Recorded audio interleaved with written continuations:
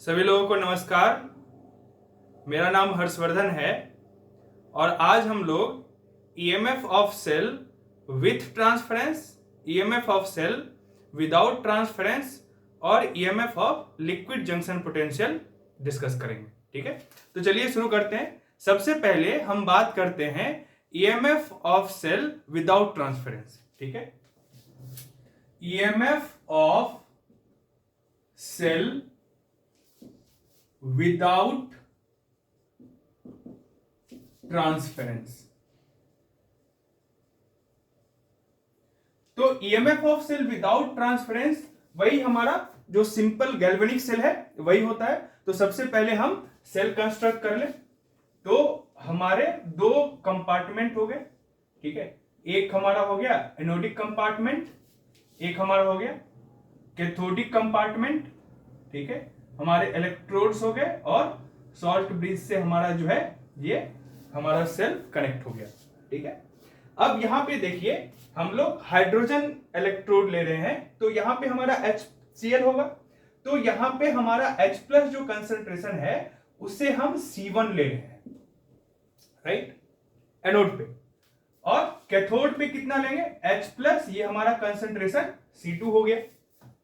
Okay, और यहां पे जो हाइड्रोजन गैस है, इन दोनों जगह हम हाइड्रोजन गैस का प्रेशर P ले रहे हैं, राइट। तो सिंपल गैल्वेनिक सेल है, कुछ भी इसमें नया नहीं है। Anodic compartment, cathodic compartment, salt bridge और हमारे दोनों इलेक्ट्रोड कनेक्टेड है। ओके, अब यहां पर हम लोग देखते हैं कि जब हमारा सेल रिएक्शन स्टार्ट होता है तो क्या होता है। ओके, अब यहां पे जो एनोड है, एनोड पे क्या होगा? हमारा ऑक्सीडेशन होगा। एनोड पे क्या होगा? ऑक्सीडेशन होगा।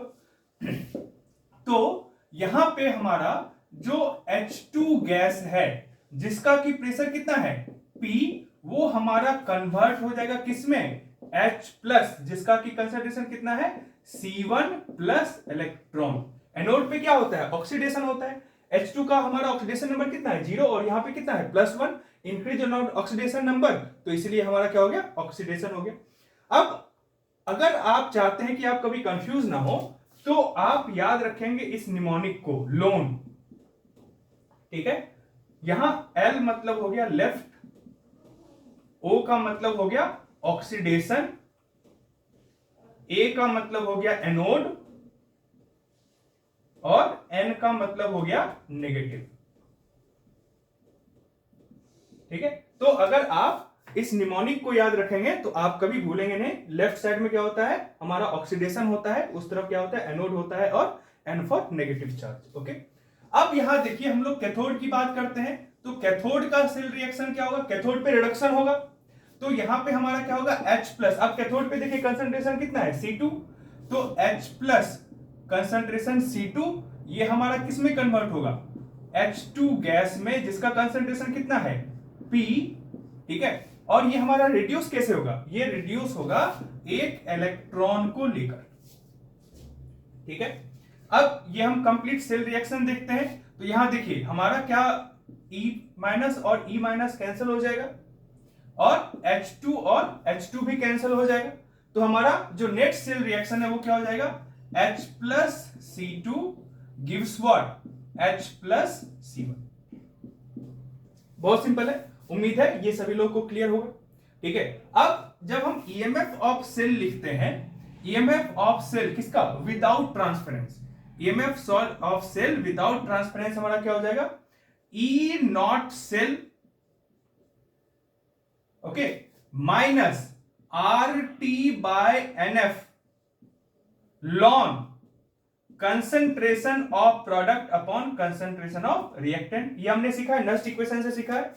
ठीक है, अब चूंकि ये हाइड्रोजन सेल है तो E0 सेल कितना हो जाएगा? ये हमारा 0 हो जाएगा, माइनस RT। अब इलेक्ट्रॉन देखिए, इलेक्ट्रॉन कितना है? ओनली 1 इलेक्ट्रॉन इज इन्वॉल्व, सिर्फ एक ही इलेक्ट्रॉन इन्वॉल्व है, तो ये क्या हो जाएगा? RT/F, चूंकि N की वैल्यू 1 है। और लॉन प्रोडक्ट का कंसंट्रेशन, तो प्रोडक्ट का कंसंट्रेशन H+ का कंसंट्रेशन कितना है? C1, तो यहां पे हम क्या लिखेंगे? C1। और रिएक्टेंट का कंसंट्रेशन कितना है? C2, तो हम क्या लिखेंगे? -RT/F lawn C1/C2। और अगर हम चाहते हैं कि हमारा ये नेगेटिव साइन हट जाए तो हम इसको क्या कर सकते हैं, इसको हम लिख सकते हैं RT/F ln of C2 upon C1। यही हमारा क्या हो गया, EMF of cell without transference. ठीक है, बहुत सिंपल था। उम्मीद है आप सभी लोगों को समझ में आया होगा। ठीक है, अब आप वीडियो पॉज करके इसको नोट डाउन कर लीजिए। चलिए,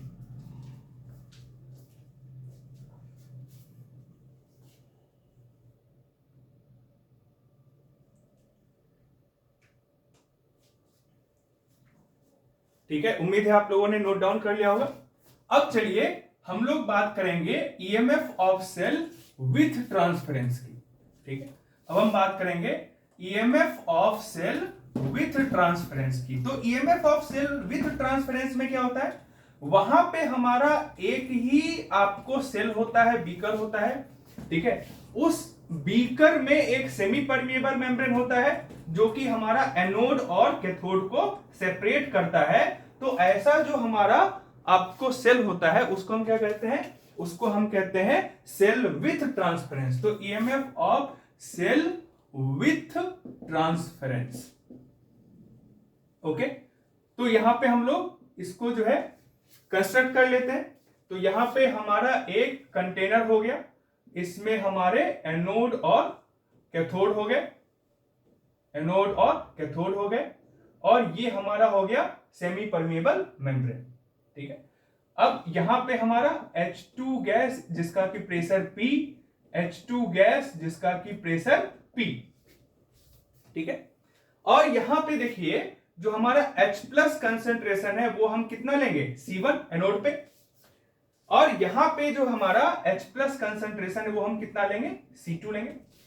राइट, अब ये हमारा चूंकि HCl का सॉल्यूशन है तो यहां पे अगर हम Cl- की बात करें, ठीक है, तो यहां पे Cl- का कंसेंट्रेशन भी कितना होगा, C1 होगा, और यहां पे Cl- का कंसेंट्रेशन कितना होगा, C2 होगा। और एक बात और ध्यान रखेंगे कि यहां पे चूंकि सेमी परमिएबल मेम्ब्रेन है तो सेमी परमिएबल मेम्ब्रेन से हमारे आयंस क्या हो सकते हैं, एक्सचेंज हो सकते हैं। एक और बात ध्यान रखते हैं, जो हमारा एनोड है वहां पे क्या होता है, ऑक्सीडेशन होता है। ठीक है, एनोड पे अगर ऑक्सीडेशन होगा तो जो हमारा केटायन है मतलब H+ का कंसेंट्रेशन बढ़ेगा और Cl- का कंसेंट्रेशन कांस्टेंट रहेगा। तो ओवरऑल क्या होगा कि जैसे जैसे हमारा रिएक्शन आगे बढ़ेगा तो एनोड में H+ का कंसेंट्रेशन क्या होगा, ज्यादा होगा, और Cl- का कंसेंट्रेशन कांस्टेंट रहेगा। तो H+ का कंसेंट्रेशन कंपैरेटिवली Cl- से क्या हो जाएगा, ज्यादा हो जाएगा। दूसरी तरफ अगर हम कैथोड की बात करें तो यहां पे क्या होगा, रिडक्शन होगा, H+ H2 में कन्वर्ट हो जाएगा। तो H+ का कंसेंट्रेशन क्या होगा कि समय के साथ साथ घटता चला जाएगा। तो यहां पे जो हमारा Cl- का कंसेंट्रेशन है वो H+ के कंसेंट्रेशन में कंपैरेटिवली क्या हो जाएगा, आपको इंक्रीज हो जाएगा, क्योंकि H+ तो घटेगा लेकिन Cl- नहीं घटेगा। चलिए इसको हम रिएक्शन के लिए लिखते हैं। तो एनोड पे हमने देखा है ये आपको क्या होगा, ऑक्सीडेशन होगा। तो ऑक्सीडेशन में क्या होगा कि हमारा हाफ H2, ठीक है, ये हमारा ऑक्सीडाइज हो जाएगा किसमें, H+ इलेक्ट्रॉन में। H2 का हमारा क्या है, P प्रेशर, H+ का कंसेंट्रेशन कितना है, C1, H+ का कंसेंट्रेशन कितना है, C1। राइट, कैथोड पे देखिए, लुक एट कैथोड। अगर हम कैथोड की बात करें तो यहां पे क्या होगा, रिडक्शन होगा। तो रिडक्शन किसका होगा, H+, ये हमारा कंसेंट्रेशन C2 है, प्लस इलेक्ट्रॉन, ये क्या देगा आपको, हाफ H2, ये इसका प्रेशर P। उम्मीद है इतनी बातें क्लियर है, ये हमने पहले भी देखा। अब हमारा बात होता है आयन के एक तरफ से दूसरी तरफ जाने का। तो हमें पता है कि हायर कंसेंट्रेशन से लोअर कंसेंट्रेशन की तरफ जाएगा। तो यहां पे जो हम ट्रांसपोर्ट नंबर से उसको डिनोट करते हैं, तो H+ चूंकि केटायन है तो इसको हम क्या लिखेंगे, T+। जो हमारा T+H+ है वो हमारा ट्रांसफर होगा कहां से, C1 से C2 से। क्यों, क्योंकि एनोड के तरफ ऑक्सीडेशन की वजह से H+ का कंसेंट्रेशन बढ़ गया है, तो हायर कंसेंट्रेशन से अपने लोअर कंसेंट्रेशन की तरफ जाएगा। तो T+H+C1, इस तरफ क्या है, H+ है, कंसेंट्रेशन C1 है, ये किधर जाएगा, towards T plus H plus C2। ठीक है, उम्मीद है ये सभी लोगों को क्लियर होगा। नाउ अब Cl माइनस का उल्टा होगा। ठीक है, Cl माइनस का कंसंट्रेशन इधर ज्यादा है और कंसंट्रेशन इधर कम है Cl माइनस का, तो ये इधर से इधर आएगा। तो हम क्या लिखेंगे, T minus Cl minus C2, ये क्या हो जाएगा, ये हमारा किसकी तरफ जाएगा, T minus Cl minus C1। ठीक है, उम्मीद है यहां तक क्लियर है। अब देखिए कंप्लीट नेट सेल रिएक्शन देखते हैं। तो यहां पे देखिए इलेक्ट्रॉन और इलेक्ट्रॉन हमारा कैंसिल हो जाएगा, H2 और H2 कैंसिल हो जाएगा। तो अब जो हमारा एरो के लेफ्ट साइड है उसको हम एरो के लेफ्ट साइड लिख देंगे और जो एरो के राइट साइड है उसको हम एरो के राइट साइड लिख देंगे। तो यहां देखिए क्या क्या है, लेफ्ट साइड में H plus C2 plus T plus H plus C1 plus T minus Cl minus C2। Right, अब राइट साइड में देखिए क्या है बच्चों, राइट साइड में है H plus C1 plus T plus H plus C2 plus T minus Cl minus C1। उम्मीद है यहां तक क्लियर है। ठीक है, H plus C2 plus T plus H plus C1 plus T minus Cl minus C2। यहां पे H plus C1 plus T plus H plus C2 plus T minus Cl minus C1। अब net cell reaction में आप देखेंगे तो हमारे दो जो टर्म्स हैं उसके पास C2 है, एक के पास C1 है। यहां पे अगर आप प्रोडक्ट में देखेंगे तो दो टर्म के पास C1 है और एक के पास C2 है। तो हम क्या करते हैं, C2 वालों को एक तरफ कर लेते हैं और C1 वालों को एक तरफ कर लेते हैं। तो यहां पे ये हमारा C2 वाला टर्म है तो H प्लस C2, ये C1 वाला टर्म है ये उधर जाएगा और इधर का जो C2 वाला टर्म है ये इस तरफ आएगा। तो ये आपका प्लस है तो इधर क्या हो जाएगा, minus T plus H plus C2। Right, और ये हमारा C2 वाला ही टर्म है तो ये आपको यहीं पे रह जाएगा।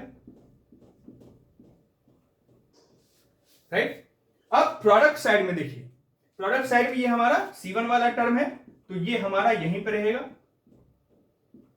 राइट, ये C2 वाला टर्म है तो ये उधर चला गया और यहां से हमारा C1 वाला टर्म इधर आ जाएगा। तो ये क्या हो जाएगा, minus T plus H plus C1 और plus T minus Cl minus C1।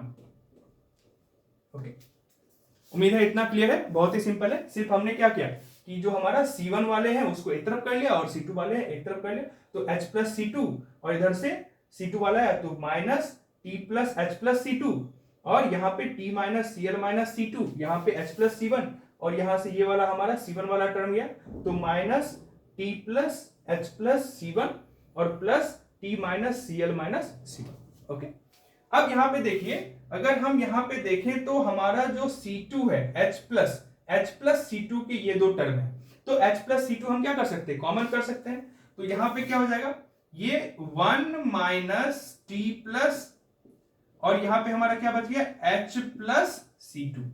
ठीक है, H प्लस C2 दोनों ही टर्म में है तो H प्लस C2 हमने कॉमन कर लिया। राइट, ये हमारा 1 माइनस T प्लस हो गया। Okay, plus T minus Cl minus C2। Right, इसको हमने ऐसे लिख दिया। नेक्स्ट, अब यहां पे देखिए अगेन H प्लस C1 हमारे दो टर्म्स में कॉमन है तो यहां पे आप क्या करेंगे, फिर से कॉमन कर लें तो 1 माइनस T प्लस और यहां पे आपका क्या आ गया, H प्लस C1। राइट, और plus T minus Cl minus C1। Okay, उम्मीद है इतना क्लियर है। अब हमने पढ़ा है कि T plus plus T minus ये कितना होता है, it is equal to 1। Right, तो यहां पे 1 माइनस T प्लस क्या हो जाएगा, it will be equal to T minus, ये हमारा T माइनस के बराबर हो जाएगा। तो 1 माइनस T प्लस के बदले हम क्या लिख सकते हैं, T माइनस लिख सकते हैं। तो यहां पे क्या हो जाएगा, T minus H plus C2 और ये हमारा उसी तरह से रहेगा, तो plus T minus C L minus C2, ठीक है। और यहां पे देखिए 1 माइनस टी प्लस, तो अगेन ये हमारा 1 माइनस टी प्लस क्या हो जाएगा, टी माइनस, तो T minus H plus C1 plus T minus Cl minus C1, ठीक है। तो ये 1 माइनस टी प्लस ये हमारा क्या हो जाएगा, टी माइनस हो गया, तो T minus H plus C2 और T minus Cl minus C2, और यहां पे अगेन 1 माइनस टी प्लस है, तो ये क्या हो गया, टी माइनस, तो T minus H plus C1 और यहां पे T minus Cl minus C1। Okay, उम्मीद है इतना क्लियर है। तो आप लोग वीडियो पॉज करके इसको लिख लीजिए, प्लीज नोट इट डाउन।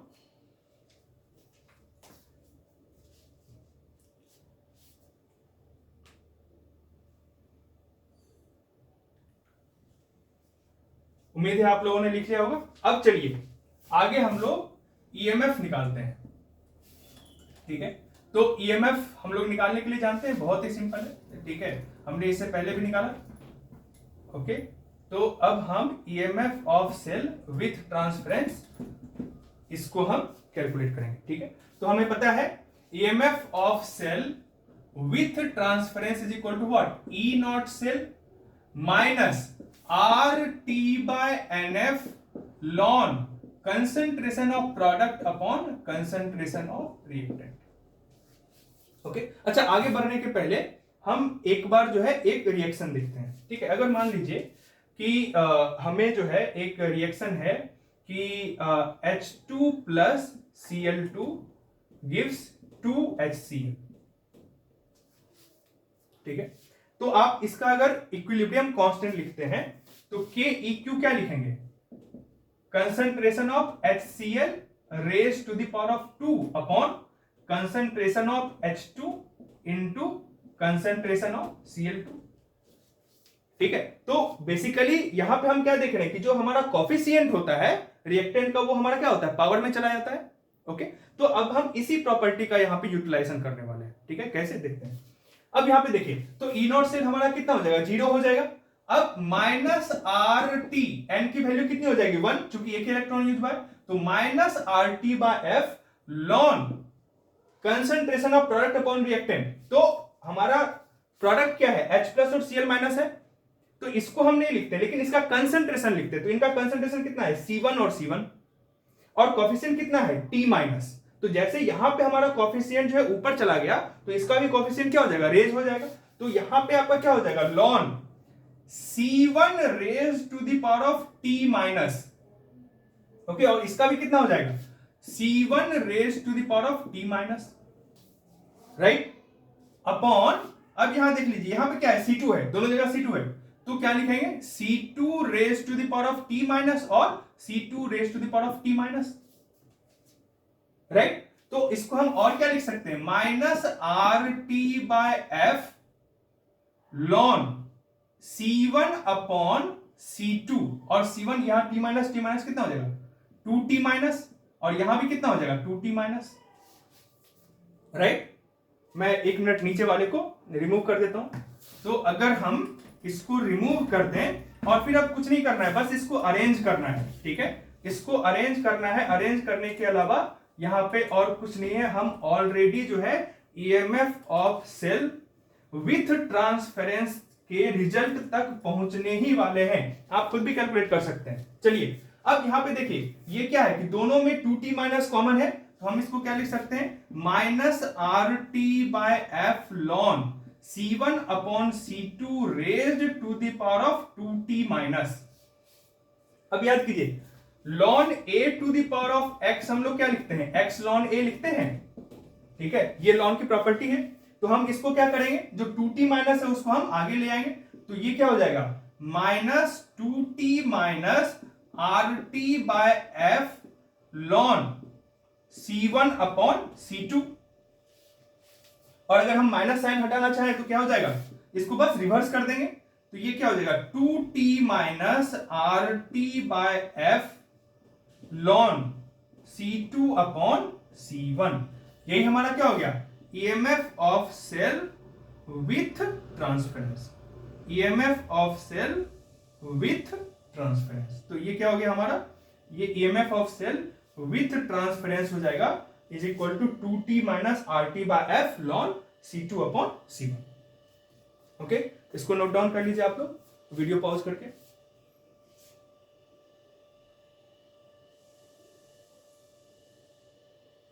ठीक है, उम्मीद है आप लोगों ने इसको नोट डाउन कर लिया होगा। अब हमारा आखिरी काम बचता है, ठीक है, जो हमारा आखिरी काम है वो हमारा क्या है, EMF of liquid junction potential. ठीक है, लिक्विड जंक्शन पोटेंशियल क्यों हमारा क्रिएट हो रहा है, एक तरफ हमारा कंसंट्रेशन ज्यादा है, एक तरफ कम है और बीच में सेमी परमेबल में रह रहा है, तो वहां पे हमारा लिक्विड जंक्शन पोटेंशियल डेवलप हो जाएगा।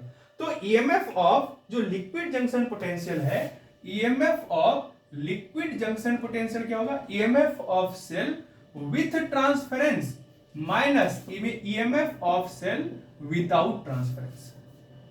ठीक है, विथ ट्रांसफरेंस हमने क्या निकाला, 2t minus RT by F ln C2 upon C1, ये निकाला, चेक कर लीजिए।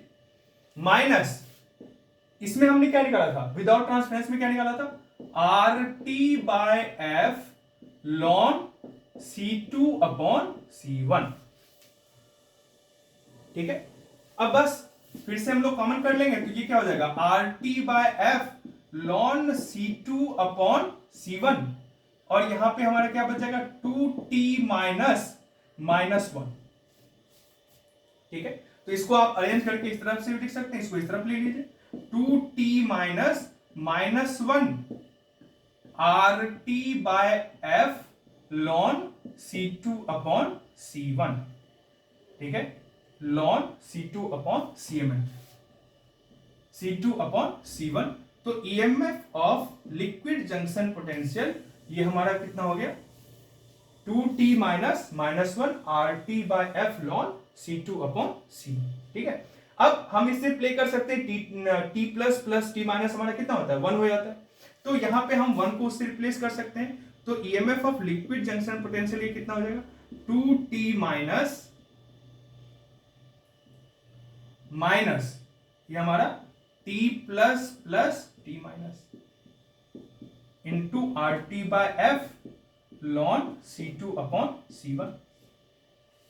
ठीक है, तो अब यहां पे देखिए क्या हो जाएगा, 2t minus minus t plus minus t minus, okay, into RT by F ln C2 upon C1।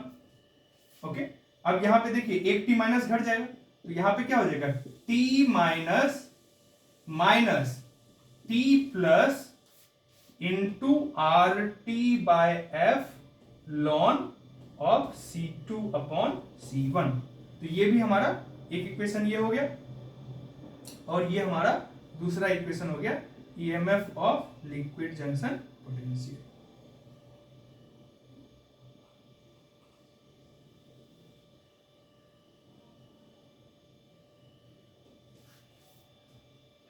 Right, okay, तो ये हमारा हो गया, आज हमने क्या पढ़ा, EMF of cell with transference, EMF of cell without transference और EMF of liquid junction potential. ठीक है, तो एक बार हम लोग इक्वेशन फिर से देख लेते हैं, एक बार हम लोग फिर से जो है यहां पे हम इक्वेशन देख लेते हैं, जिससे कि आपको तीनों इक्वेशन एक जगह मिल जाए।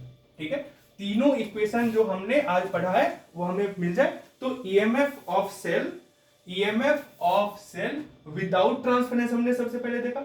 ठीक है, EMF of cell without transference, तो ये क्या था हमारा, RT by F ln C2 upon C1। ठीक है, EMF of cell with transference क्या था, 2t minus RT by F ln of C2 upon C1। ठीक है, तो ये हमारे तीनों फॉर्मूलाज हैं जिनको हम यूज कर सकते हैं, और मुझे पूरी उम्मीद है कि आप लोगों को ये अच्छे तरह से समझ में आया होगा। ठीक है, तो इसको आप नोट डाउन कर सकते हैं, इसको नोट डाउन कर लीजिए, और अगले क्लास में हम लोग फिर एक नए टॉपिक के साथ यहाँ पे उपस्थित होंगे। तब तक के लिए धन्यवाद। Thank you.